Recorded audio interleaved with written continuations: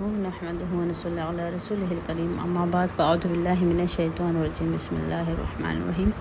اولئک یہی لوگ الذین وہ ہے اشتروا جو خریدتے ہیں الحیات دنیا کی زندگی بالآخرت آخرت کے بدلے میں فلا یخفف کم نہ ہوگا عنہم ان سے عذاب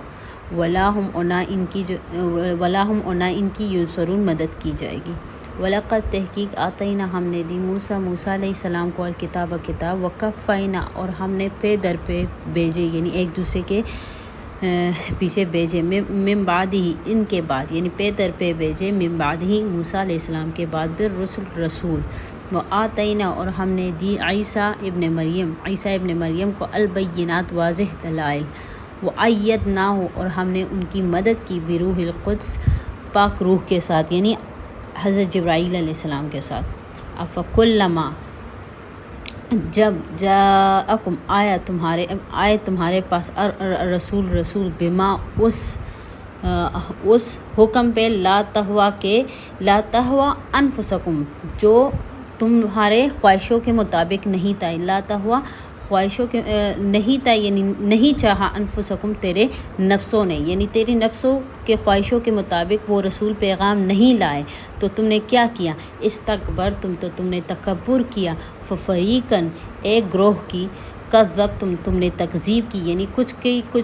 کچھ پیغمبروں کا تم نے کیا تکذیب کیا وفریقاً اور ایک گروہ کو تقتلون تم نے قتل کیا کیونکہ انہوں نے انبیاء کرام کو بھی قتل کیا ہے یہودیوں نے تو کچھ کی انہوں نے کیا کی تکذیب کی اور کچھ کی انہوں نے جو ہے کچھ کو انہوں نے قتل کیا وقالو اور یہ کہتے ہیں قلوبنا دل ہمارے غلفن پردے میں ہے بلکہ لعنہم اللہ لعنت ان پہ اللہ کا ہے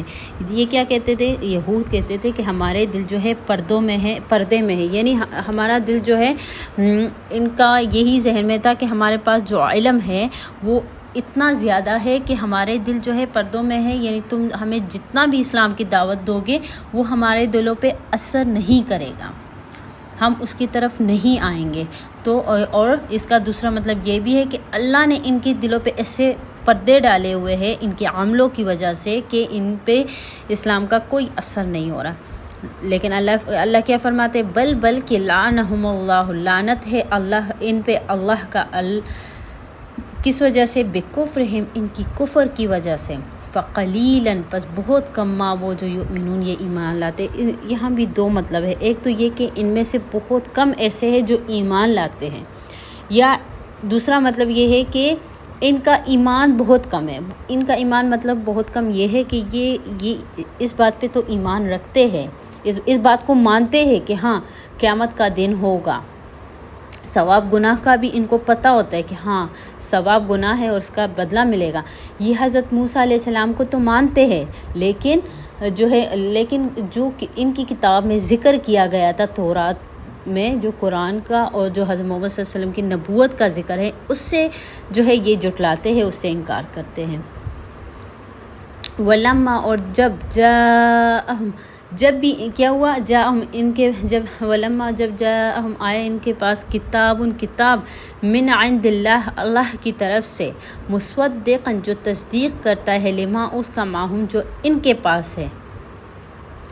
وکانو تو انہوں نے کیا وکانو اور یہ ہے من قبل اس سے